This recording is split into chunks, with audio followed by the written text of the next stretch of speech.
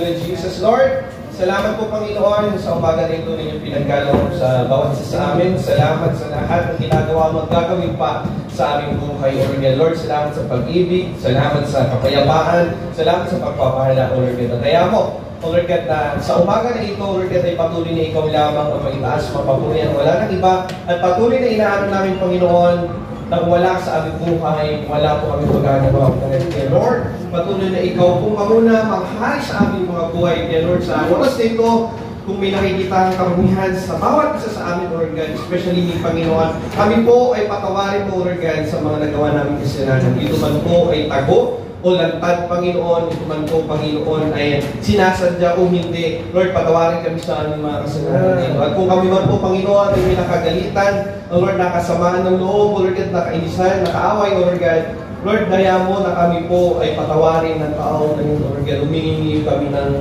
kapatawaran sa tao ng Lord God. And we release forgiveness also, Panginoon, sa kanilang buhay, Lord Jesus. Lord, minsan pa kami po ay patawarin sa aming gawang kasalanan. At daya mo na mabuksan po ang puso at isipan ng bawat isa sa amin, Lord God, upang sa ganun lahat po ng aming pag-aaralan ngayong umaga, Lord God, ay may tanim sa aming mga isipan at puso upang sa ganun ito po, Lord God, ay magawa namin sa araw-araw namin pagbubuhay, Lord God. Lord, continue to guide us, continue, Lord God, to bless us, Lord God, through your words in Jesus' name. At mo, Panginoon, sa umagang ito, inaamin ko sa aking buhay, wala akong magagawa o walang pagsama mo.